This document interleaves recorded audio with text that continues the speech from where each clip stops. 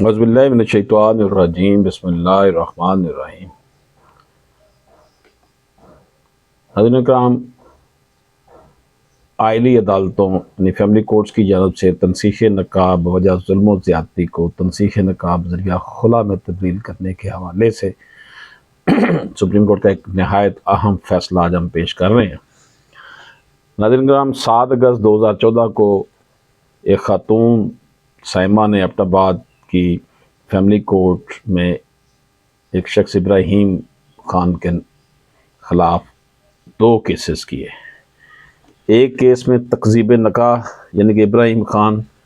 سائمہ کا شوہر ہونے کا جھوٹا دعوے دار ہے، اور اگر یہ بات وہ ثابت نہیں ہو پاتی تو متبادل کے طور پر تنسیخ نکاح بوجہ ظلم و زیادتی کا فیصلہ اس کے حق میں کیا جائے۔ اس کے ساتھ ساتھ سمان جہیز اور مہر کے اطلاع پانے کا دعویٰ۔ دوسرا دعویٰ جو کیا اس نے سائمہ کی طرف سے کہ اس کو نان و نفقہ دیا جائے اور متبادل کے طور پر مکان کا قبضہ یا اس کی موجودہ بازاری قیمت اسے ادا کی جائے۔ ناظرین کرام، سائمہ کی جانب سے جو فیملی 2 کیس کیے گئے اس میں جواب دعویٰ جمع کرایا گیا اور ساتھ ساتھ دعویٰ حقوق زناشویی بھی ابراہیم کی طرف سے کرایا گیا، میٹریمونیل جو ہے نا وہ obligation کے حوالے سے کہ یہ کہ زن اشویی کرے، گھر آ کر بسے۔ ناظرین اکرام،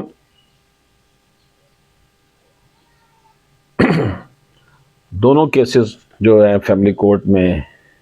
ان کا فیصلہ 26 نومبر 2015 کو کیا گیا، جس کے مطابق عدالت نے نہ صرف سائمہ کو تنسیخ نکاح ذریعہ خلا بشرط معافی مہر کا فیصلہ بلکہ ساتھ ہی نان و نفقے بشمول عدت کے دورانی اور سمان جہیز بھی واپس کرنے کا فیصلہ دے دیا، جبکہ شوہر کی طرف سے جو دعویٰ اعادہ حقوق زناشویی کو خارج کر دیا گیا۔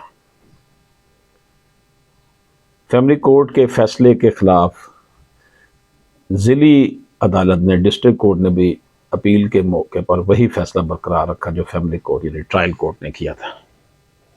لیکن خاتون کے نان و نفقے میں اضافہ کر دیا ڈسٹرکٹ کورٹ نے۔ سائمہ کی جانب سے اس فیصلے کے خلاف ہائی کورٹ سے رجوع کیا گیا۔ اس نے اس کیس میں کہیں پر بھی خلا کی صدا نہیں کی، بلکہ اس کا دعویٰ تو تنسیخ نکاح بوجہ ظلم و زیادتی تھا۔ ہائی کورٹ نے دونوں فریقین کے دلائل سننے کے بعد نچلی دونوں عدالتیں یعنی آئلی جج، فیملی جج اور ضلعی جج کے فیصلے کو کالعدم قرار دیا اور یہ فیصلہ دیا کہ چونکہ اس کیس میں تو ابراہیم خان پہلے ہی سائمہ کو طلاق دے چکا ہوتا ہے، تو پھر خلا کی ضرورت کہاں سے آ گئی، اور اسی وجہ سے عدالت نے ابراہیم خان کو حکم دیا کہ وہ سائمہ کو حق مہر ادا کرے۔ ناظرین اکرام، ہائی کورٹ کے اس فیصلے کے خلاف ابراہیم نے سپریم کورٹ سے رجوع کیا کہ نہ صرف فیملی کورٹ بلکہ ضلعی عدالت کا فیصلہ اس لیے درست تھا کیونکہ سائمہ میرے ساتھ رہنا نہیں چاہتی تھی، تو اس لیے عدالت نے اس کو خلا دیا، اور دوسرا چونکہ ابراہیم کا دعویٰ یہ تھا کہ اس نے سائمہ کو طلاق نہیں دی، تو اس لیے سائمہ مہر کی حقدار نہیں ہے۔ ناظرین، سپریم کورٹ نے اپنے سامنے فیصلے کی تفصیل میں جانے سے پہلے ایک اہم کوسچن ریز کیا، وہ یہ تھا کہ اس کیس میں اصل تنازع یہ ہے کہ کیا شوہر نے طلاق دی ہے یا نہیں، لیکن شوہر یعنی ابراہیم کے خیال میں عدالت کی جانب سے خلا دینا درست ہے، لیکن اس کی جانب سے طلاق دینا متنازع ہے، تو اس لیے عدالت نے اپنے سامنے مسئلہ صرف یہ رکھا کہ کیا جب ایک کیس میں عورت کی جانب سے تنسیخ نکاح ذریعہ ظلم و زیادتی مانگی ہو تو کیا عدالت عورت کے اس استحقاق کو تنسیخ نکاح ذریعہ خلا میں خود سے تبدیل کر سکتی ہے، اور خاص کر جب عورت نے خلا مانگی ہی نہ ہو۔ سپریم کورٹ نے اپنے فیصلے کا آغاز محمدن لاء کے پیراگراف نمبر 319(2) سے کیا، جس کے مطابق خلا بنیادی طور پر میاں بیوی کے درمیان ایک لین دین ہے جس کی ابتدا بیوی کی جانب سے ہوتی ہے، جس میں وہ شوہر کو اس کو آزاد کرنے کی خاطر معاوضہ آفر کرتی ہے، تو جس کو اگر شوہر تسلیم کرتے ہیں تو یہ طلاق بذریعہ خلا کہلائے گا، جو کہ ایک طلاق کے بائن کے برابر ہے۔ عدالت نے خلا کی تاریخ پر مشتمل ایک خوبصورت بحث کا آغاز اس کیس میں کیا۔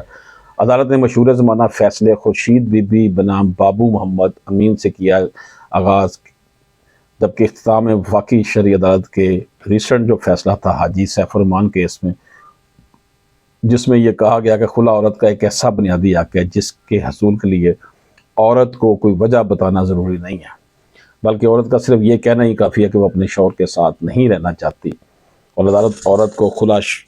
شوہر کی بغیر کسی غلطی کے بھی دے سکتی ہے۔ ناظرین کرام، خلا پر عدالت نے ایک لمبی بحث کی اور عدالت نے تنسیخ نکاح بوجہ ظلم و زیادتی کی بات کی۔ اس ضمن میں عدالت نے ڈیزولیشن آف مسلم میرج ایکٹ 1939 کی تاریخ و مقصد پر ایک ڈیٹیل ڈسکشن کی۔ عدالت نے مختلف کتابوں اور آرٹیکلز کا حوالہ دیا، کہا کہ اس ایکٹ کو ماض وجود میں لانے کے پیچھے ایک بنیادی وجہ یہ تھی کہ چونکہ حنفی فقہا کے نزدیک خلا میں بھی شوہر کی رضامندی لازمی ہے، تو یہ بات کولونین دور کے قانون دانوں کو قدرتی انصاف کے اصولوں کے خلاف لگ رہی تھی، یعنی کہ انگریز دور تھا، تو مندرجہ بالا باتوں کو دیکھتے ہوئے اس ایکٹ کا قیام 1936 میں عمل میں لایا گیا۔ ڈیزولیشن آف مسلم میرج ایکٹ اور خلا کے حوالے سے بحث پر مشتمل پیراگراف کا نتیجہ عدالت نے یہ نکالا کہ یہ دونوں ایک دوسرے سے مکمل مختلف وہ حقوق ہیں جن کے تحت ایک عورت اپنی شادی کا اختتام کر سکتی ہے۔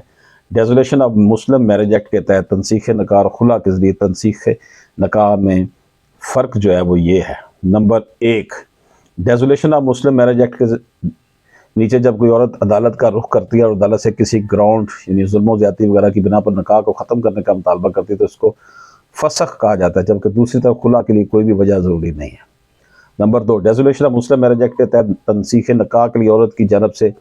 بتائی جانے والی وجہ کو جب عورت ثابت کر لیتی ہے تو عورت کا حق مہر برقرار رہتا ہے، جبکہ خلا کی صورت میں عورت کو اپنا حق مہر معاف کرنا پڑتا ہے۔ نمبر 3، خلا کی صورت میں فریقین کے درمیان ابتدائی ثالثی ناکام ہونے کے بعد عدالت پر لازم ہے کہ فوری بیوی کو خلا کی ڈگری دے، جبکہ ڈیزولیشن آف میرج ایکٹ کے تحت فیصلہ صرف تب دیا جا سکتا ہے جب شہادت مکمل ہو جائے۔ خلا، تنسیخ نکاح، فسخ اور ڈیزولیشن آف مسلم میرج ایکٹ پر بحث کے بعد عدالت نے اپنے سامنے اس ایشو پر آئی اور قرار دیا کہ چونکہ اس کیس میں عورت کی جانب سے تنسیخ نکاح بوجہ ظلم و زیادتی کا کیس تھا اور یہ بات ریکارڈ سے بھی صاف ظاہر ہے، تو چونکہ خلا کے حوالے سے مندرجہ بالا بحث کے بعد اب ظاہر ہے کہ عدالت تب تک خلا نہیں دے سکتی جب تک عورت خود صراحت کے ساتھ خلا کا مطالبہ نہ کرے، تو اس لیے عائلی عدالت اور ضلعی جج کی جانب سے خلا کا فیصلہ دینا غلط تھا۔ یہ ایک انتہائی اہم مسئلہ حل کرنے کے بعد عدالت نے اپنے سامنے موجود دوسرے مسئلے کا رخ کیا کہ کیا ابراہیم خان سائمہ کو طلاق دے چکا تھا یا نہیں، تو اس بابت عدالت نے سائمہ کی جانب سے اٹھائے جانے والے اس نقطے کو تسلیم کیا کہ ابراہیم خان نے اسے نہ صرف پولیس تھانے میں طلاق دی تھی بلکہ جرگہ کے سامنے بھی طلاق دی، جس کے گواہ بھی موجود ہے، انہوں نے شہادت کے موقع پر گواہی بھی دی، تو اس لیے عدالت نے طلاق کے معاملے میں عدالت عالیہ کے فیصلے کو درست تسلیم کیا، جس کے بعد عدالت نے ابراہیم خان کو حکم دیا کہ وہ سائمہ کو حق مہر کی ادائیگی کرے جو کہ گھر کا آدھا حصہ بنتا ہے۔ ناظرین اکرام، اس اہم کیس کی سب سے خاص بات یہ ہے کہ اس میں فاضل جسٹس صاحبہ جو ہیں انہوں نے ایک امپورٹنٹ آرٹیکلز کا بھی حوالہ دیا۔ ناظرین اکرام، اس انتہائی اہم کیس کا خلاصہ یہ ہے کہ عدالتوں کی جانب سے از خود تنسیخ نکاح بوجہ ظلم زیادتی کے مقدمات کو تنسیخ نکاح بوجہ خلا کے مقدمے میں تبدیل نہیں کیا جا سکتا۔ کیا میٹر ہے جناب کہ تنسیخ نکاح بوجہ ظلم و زیادتی کے مقدمات کو تنسیخ نکاح بوجہ خلا کے مقدمے میں تبدیل نہیں کیا جا سکتا۔ اس فیصلے کو جسٹس عائشہ ملک نے لکھا، ان کے ساتھ بینچ میں موجود جسٹس یحییٰ فریدی اور جسٹس امین الدین خان نے اس سے اتفاق کیا۔ ناظرین کرام، یہ بہت اہم ججمنٹ جو آپ کی خدمت میں پیش کی، اجازت دیجیے، اللہ حافظ۔